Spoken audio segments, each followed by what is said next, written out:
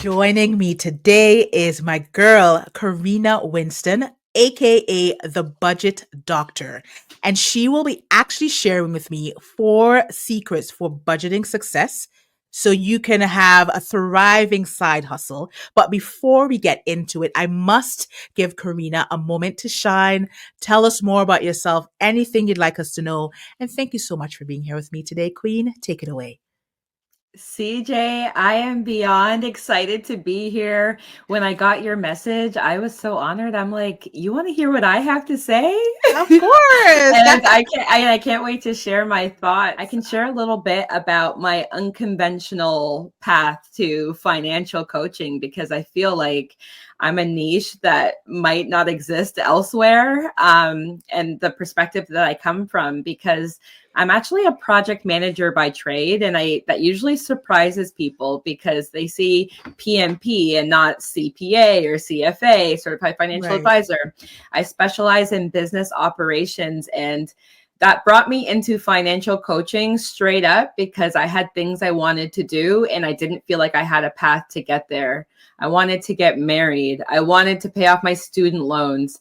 I wanted to buy a house, all of the things that so many of us strive for and feel like we have no avenue to get there. And so I applied my love of systems, like systems within projects and business operations, to my life, and kind of was able to see that if you follow a process for almost anything, you can achieve literally anything. The two are very connected. Systems in our life, in our businesses, our routines, habits, mindset, and it all impacts your relationship with money. So here I am coaching other people just like me who have been through hardships and just want to grow their awareness. So one question I always love to ask before I really get into the meat and potatoes of the story, the conversation today, is the journey from employee to entrepreneur, if you're still in both worlds, like where you are right now in your journey. I am really excited to say that I'm 100% self-employed now. I remember when we first met, CJ, I don't even know which job I was at or whether I was in between. Either way, I know I was miserable and really still attached to my corporate mindset. And during the time of when we met, it has completely changed. It is a belief in myself, in my business, in my purpose, what I'm here in this world to fulfill. And I can't possibly do that being stuck under one corporate job. Yeah. It shrinks me. And it's an environment that is conducive to shrinking. That's the purpose of it, so that you focus on the one goal that's not your own. And I think I have found even my budget's gotten better, my cash flow's gotten better, everything. And it's not because I'm just all of a sudden like making it rain so much more money than before. My mindset's completely changed in the way that I spend money. And so much of that relates to the secrets, the tips that I have to share. First of all, congrats. I'm so excited for you. I feel like I knew when it happened and I knew it was going to be happening very soon. So I'm happy it happened. I love that you touched on corporate mindset because that is usually what keeps most women feeling very, very stuck. So you're the budget doctor. And budgeting is something I love budgeting. But budgeting is something that almost, I think anything now when it comes to like money, talking about money, managing money, welcoming money, spending money, having money is almost like a taboo type topic. So budgeting is something I feel like a lot of people haven't really, quote unquote, for lack of a better term, mastered. So I feel like what you do now, what we're going to be talking about today, we're going to be talking about why budgeting is such a taboo thing and how to really kind of embrace budgeting and make it fun for you and your relationship with money. So you said you have 4 secrets to share with us today. So take it away and share. And so you used a really specific word, taboo, and that is so true. I can't tell you how many responses I've gotten just by asking people what I believe to be really simple questions about money. You know, just how much do you pay for your mortgage, for example, especially in an era where so many people were on variable mortgages and their interest rates shot up And these are conversations that a lot of us are holding so deep in our hearts. We're swallowing them. We're not talking about them with our friends and family. We feel alone. And I think that's the consequence of the topic being taboo. You feel alone and you're swallowing something that isn't meant to be swallowed. It's meant to be out there so that we can help each other. Before I even get started, my overarching tip is to be the person who talks about it, because I'd say for every one person who tells you to mind your business, there are 4 people who will tell you something. And it is actually the community conversations, the people, the different tips from just random individuals that have heavily influenced my relationship with money. That's where I find out, you know, who locked in a long time ago with their mortgage and why they decided to lock in when they did, and what position are they in now? Are they waiting 1.5 years until their mortgage is up to renew? People will open up surprisingly when you ask, because they're so used to not being asked. And it's such a major topic, and everybody is a little bit nosy and wants to know what others are up to.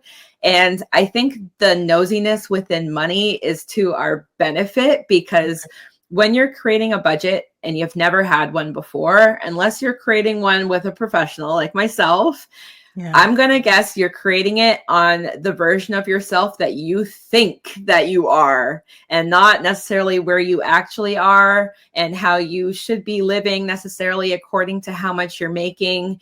You are sort of free from all of those opinions and feedback that you would have gotten if you were having these conversations with other people. So as you're starting off your budget journey, give yourself some grace, because you'll probably be wrong more times than right, but it's up to you to keep going back and fine tuning it and having these conversations so you can see maybe where you're being left behind, or even where you can help somebody else not get left behind. It's important conversations to have. Yeah, you know what? And just from you saying being a person that talks about it, I'm sure, you know, people are hearing and like, eek. Yeah, be the person who talks about it. Yeah. Okay, so that was tip number 1. All right, Karina's jumping right in. So keep going. I'm listening. You have everyone's attention. That was a bonus. That was like a good overarching tip. Be the person who talks about it. The first secret is not running away from the topic, and that goes to the overarching tip. So that would be money avoidance. And that is the thought that money is bad and that money isn't there to help you to do the things you want to do in this life. If you grew up hearing your family saying money doesn't grow on trees, rich people don't care about us, you know, we just don't have enough.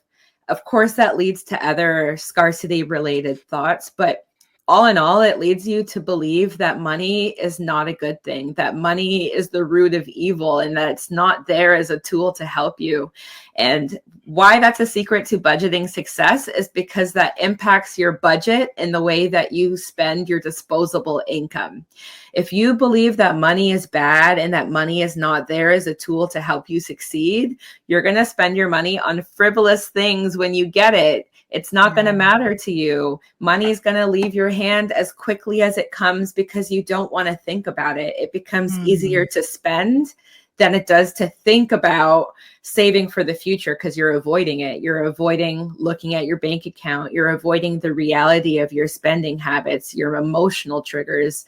So that is a really big secret, not running away from it. And for that to happen, you need an accountability partner. You need to tell somebody who cares about what you're doing to hold you accountable, because this one thought, reprogramming it, can help you uplift yourself and the people around you, because this one thought can help to break the cycle of poverty and build legacy in your family. Oh, okay. So avoiding is the first one. Don't avoid. Avoiding. Do not avoid. And Do these not are avoid.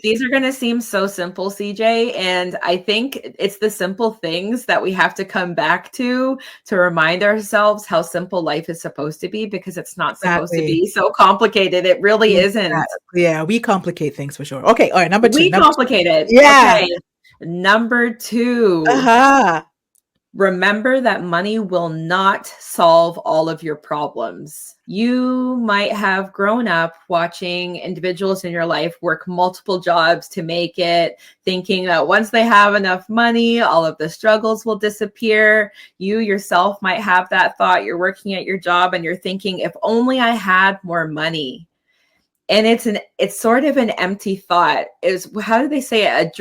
A dream without a goal is just a wish. Yeah. Well, wishing that money will solve all of your problems without creating opportunities in your life for money to come in and thoughtfully apply them to your problems, it will not solve your problems. It'll just add on more wood to the fire, as a matter of fact. If getting money, receiving money when you haven't figured out what your problems are and why they exist, then you're just going to end up spending more. If you're an impulse spender, you're going to end up at the mall more. If you get a raise at work, you're going to figure out how to close that gap now to put you back to being paycheck to paycheck, because you're just thinking more money is going to solve all my problems without applying it to the reality of like, how exactly is it going to do that, and what problem is it specifically going to alleviate?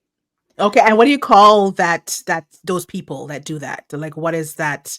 Money worshippers. Money worshippers. Okay, so we've done avoiding, and we're people that worship money. And who's the third one? The third group. And I guess even before that, just reprogramming the money will solve all of my problems, like money worshiping sort of thought. It's, you need to remind yourself that while money is there to open doors for you, it will not heal emotional wounds or replace self-love, care, community. My peace of mind comes from finding balance and building a support system, and not just increasing my bank account. So you need to remind yourself of the community that surrounds you, and the emotional wounds that have come up within your life that you're still carrying, and remembering that you can't just throw money at it to make it go away. I feel like I'm in class. I'm in school. Like, all right. Oh, I'm having so much fun. So the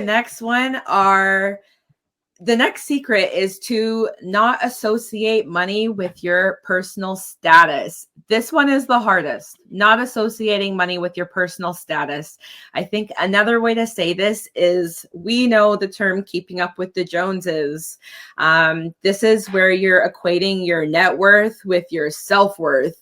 And it never ends well, because it's an extrinsic motivation. It's your motivation from external sources and not within yourself. So this is huge, especially for us millennials and even the generation upcoming, Gen Z. They feel so much pressure to keep up with peers on social media. We're seeing people live fake lives. We're seeing people. Gosh.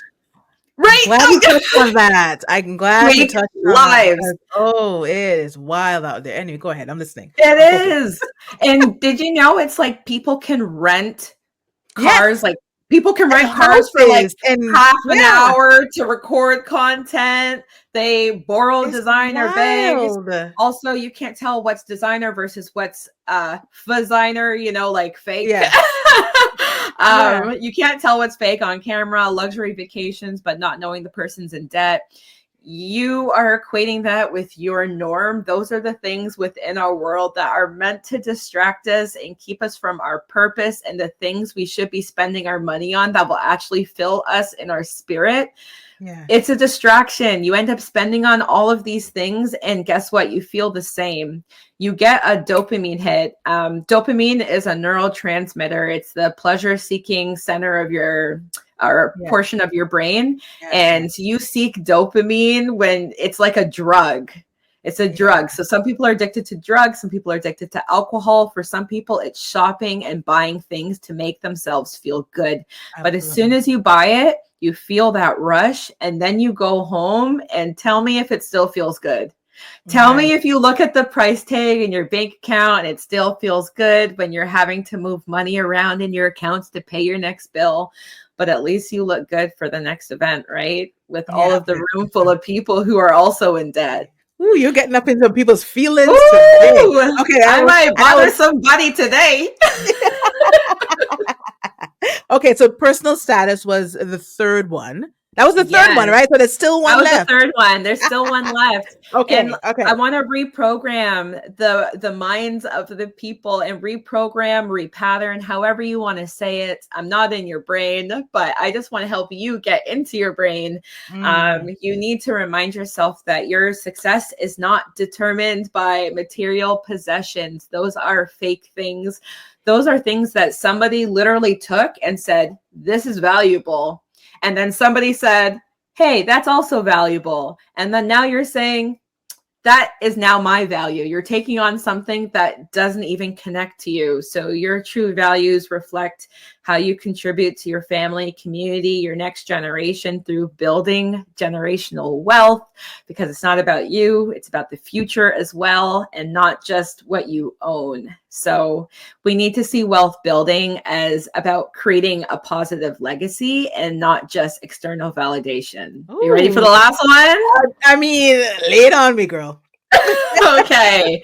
Ooh, and I think this one, I think every single one of us is either there right now or is just trying to get out of that mindset. And that is walking away from a vigilant mindset. So you're walking away from your vigilance mindset with money. And that is the thought of, I have to save every penny because something bad is going to happen to me. Let me tell I'm you. very familiar with this Let one. me tell you Yeah. something. A client of mine mentioned to me when we got to the savings portion of the budget, where most clients say, I don't have any savings, let's create some, let's make some goals. This client said, oh, I have a lot of savings, but I don't make goals to spend them. I said, what do you mean?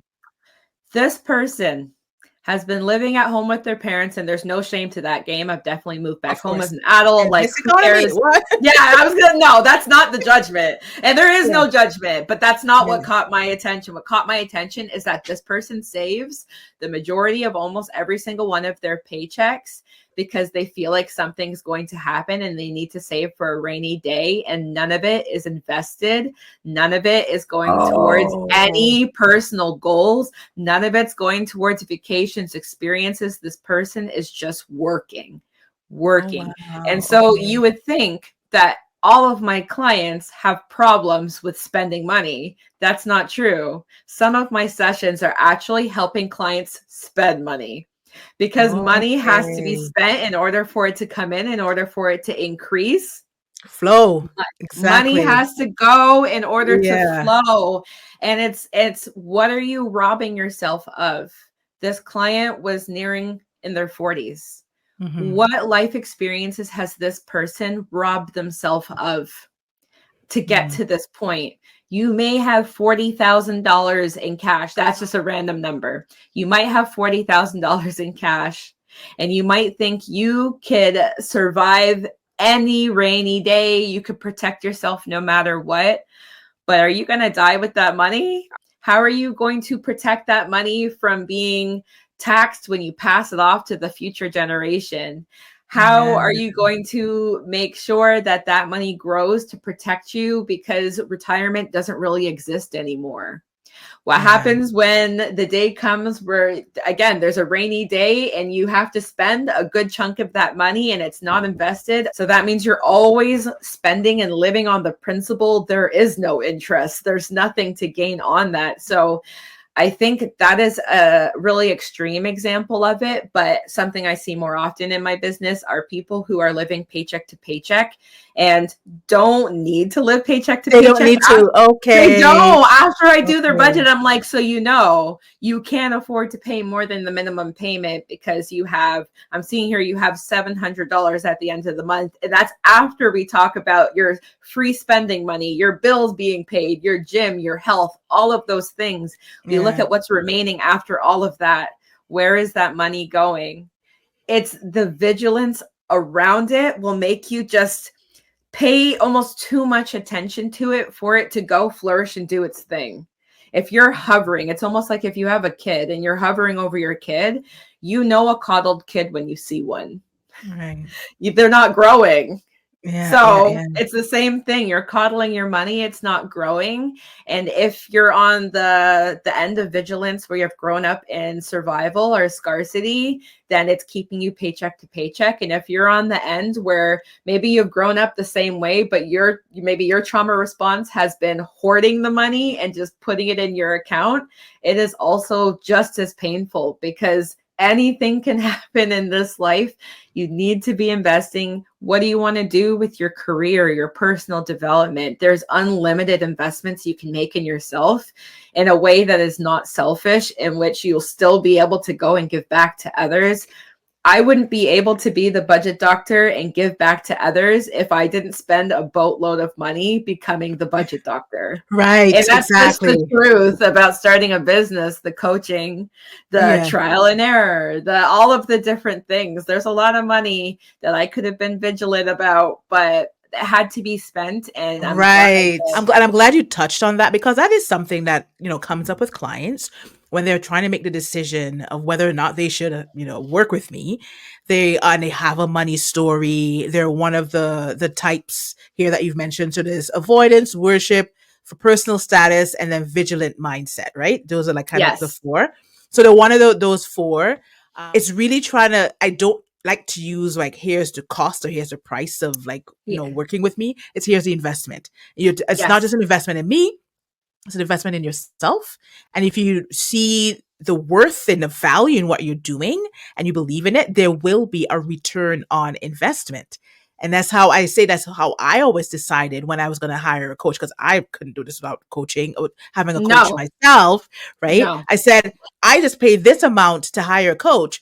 But when I start to get the clients coming in, I'm making Mm. 4, 5, 6 times the amount anyway. So there will be a return on investment. So it really comes back to money, our money story, our relationship with money, our beliefs around money. It's so much of it is tied to just our upbringing, to what we witnessed, and what you're doing is great, that you're helping people to improve their relationships with money. And as I'm like rambling on, this is where I want to segue and ask you. I love a good segue. I always say that when I mention that word, and ask you, with everything that you just mentioned, that people are probably really curious about, like how to work with you, what you have going on. So tell us, what do you have coming up? Is there anything that we should be looking out for from the budget But doctor? right now, I am absolutely taking clients for coaching. I have my flagship service, the walk-in clinic. So you can come to the walk-in clinic with the budget doctor. And that's my Cute. flagship service, where I give you the full workup. We go through the budget, your income, your goals, what's holding you back, and all of those things. And I create you a big, bold, beautiful plan of notes that I share with you. I never make my clients take notes because I know how hard it is.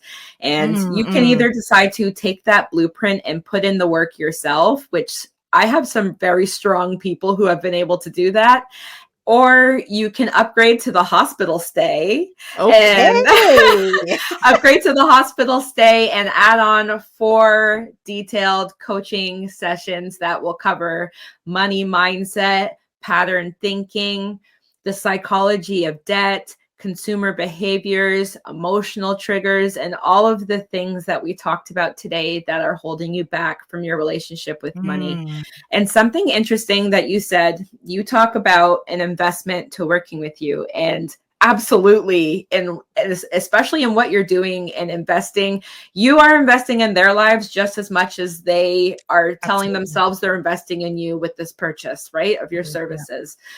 I like to approach it actually in the complete opposite way, which goes against what I say about scarcity and abundance thinking. But I approach Okay. it by the cost. What is the cost of not working with me?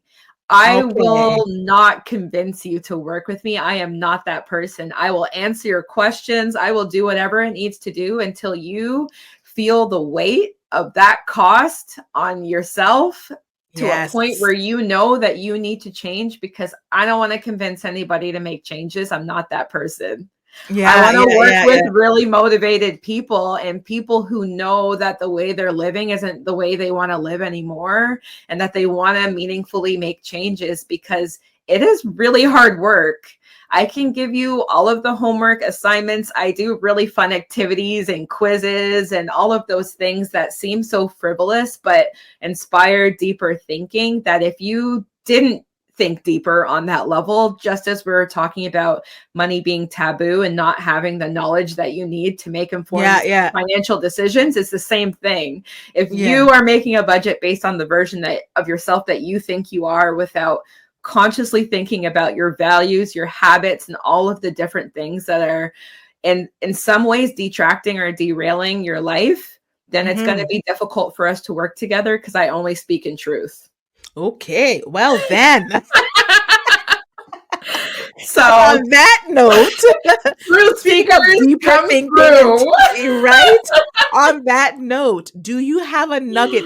I feel like that was a nugget, but do you have a nugget to leave with the audience today? I want you to ask yourself 3 main questions every single week when you get paid and you're divvying out where your money is going and you're figuring it out.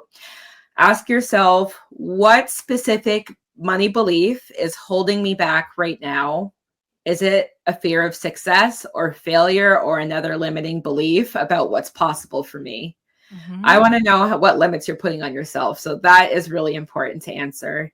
The second question is whether that thought is rooted in truth or a story that you told yourself and stuck to, a past experience, cultural norm, family beliefs. And I want you to go ahead and find evidence that contradicts that belief, because we know it's not true.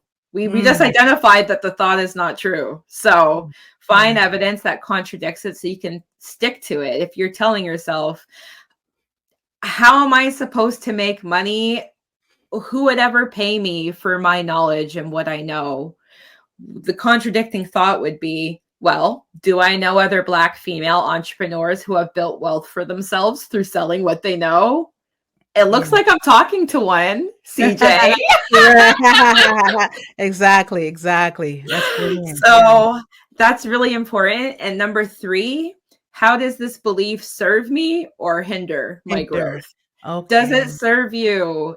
How is believing that I can't grow my own wealth serving me? It's definitely not serving me. It's hindering my growth, because it's keeping me from seeing opportunities and not setbacks. Focusing on what can come and what you can create for yourself versus where you are and where you've been. We got to leave that behind. So those 3 questions, just continuously ask yourself that until you're getting to a point where you're questioning everything. Question everything.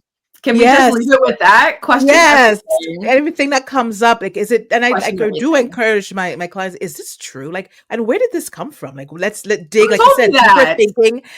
Dig a little bit deeper to see, like, where is this? Because we really, a lot of things can be very surface. You know what, girl? I might need to have you on another time. Girl, I have so much more to share. I know. Thank you so much for being here with me today. This was such a good conversation. I think it's a conversation that needs to be had more and more, especially with Black women, and talking about worth and our stories and our attachments to how we present ourselves, how we think about ourselves, all of that.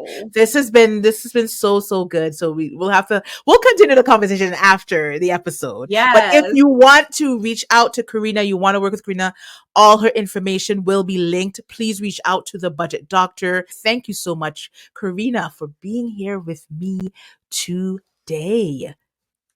You are so welcome.